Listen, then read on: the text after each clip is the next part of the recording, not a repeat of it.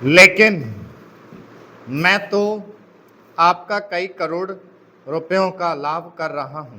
आप इसकी जांच कराइए और देखिए कि कैसी लूट हो रही है। इतना ही नहीं, इसका प्रभाव दूसरे विभागों पर भी पड़ रहा है। वहां पर जो दूसरे विभाग काम कर रहे हैं, उनकी दरें भी बढ़ रही हैं या दरें बढ़ाने के लिए उनकी मांग बढ़ रही है। जब वही काम एक जगह अधिक लागत में होगा तो दूसरी जगह वही काम कम लागत में नहीं हो सकता। इसलिए या तो वह चोरी करेगा या दर बढ़वाएगा। अगर एक सड़क पर ऐसा होता है तो वहाँ जो दूसरे काम चलते हैं उनमें भी ऐसा ही होता है। ठेकेदार आपके विभाग के साथ मिलकर दर बढ़ाते हैं। मैं भ्रष्टाचार की बात नहीं कहता हूँ, उसको ना आप बंद कर सकते हैं और ना मैं बंद कर सकता हूँ और ना लोग।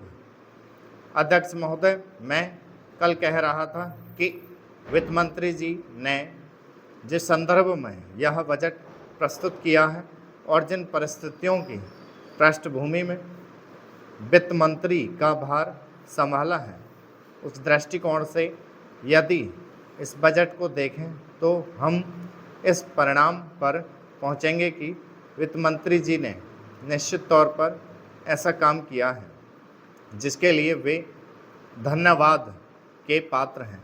उन्होंने देश की अर्थव्यवस्था को सुधारने के भार को लेकर उसमें सफलता प्राप्त करके देश की बिगड़ती हुई आर्थिक दशा को सुधारा। पिछले वर्ष देश का उत्पादन बढ़ा है, उद्योगों में सुधार हुआ है, कीमतों में सुधार आया है, हमारा आयात कम हुआ है और निर्यात बढ़ा है। इस तरह से देश में एक नई आशा और विश्वास पैदा हुआ है। इस वर्ष के बजट द्वारा भी उन्होंने पिछले वर्ष में कार्यक्रम को जारी रखने की कोशिश करने का प्रयास किया है। मुझे इसमें कोई संदेह नहीं है कि इसमें भी उनको सफलता मिलेगी।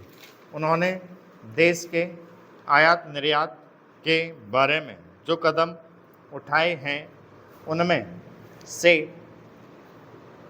निश्चय ही हमारे विदेशी व्यापार का संतुलन सुधरेगा। यह निश्चय के साथ कहा जा सकता है कि वित्त मंत्री के लक्ष्यों व कर नीति का आमतौर पर स्वागत करता हूं। यद्यपि मैं मानता हूं कि इस कर व्यवस्था के द्वारा मध्य वर्ग पर बोझा पड़ेगा, परंतु इस देश में हमें पंचवर्षीय योजनाओं को जारी रखना है। इसलिए उस संदर्भ में हमें आर्थिक साधन जुटाने पड़ेंगे और ऐसी दशा में जो लोग इस देश में ऐसी स्थिति में हैं जो कष्ट उठा कर के भी कुछ दे सकते हैं, उनको देश के लिए देना ही पड़ेगा। इसलिए वित्त मंत्री जी के इन कदमों का भी मैं स्वागत करता हूं, परंतु साथ ही साथ मैं नम्रतापूर्वक यह अवश्य कहना चाहता हूं कि वित्त मंत्री महोदय ने किसानों पर जो भी नए कर लगाए हैं उनके ऊपर वे फिर सोचें। मेरी मान्यता के अनुसार वित्त मंत्री द्वारा खाद पर जो कर लगाया गया है, जो शुल्क लगाया गया है, वह एक ऐसा कार्य है जिससे इस देश का विकास रुकने वाला है।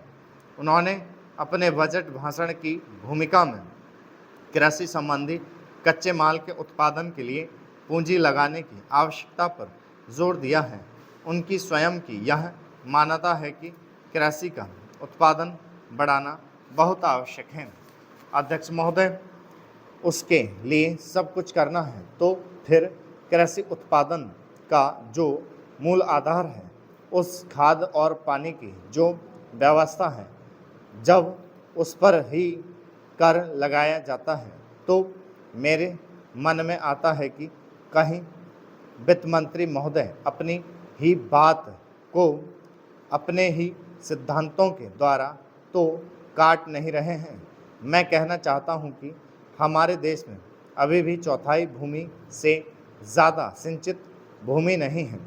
इस देश की जितनी कृषि योग्य भूमि है उसका चौथाई से भी कम स्टॉप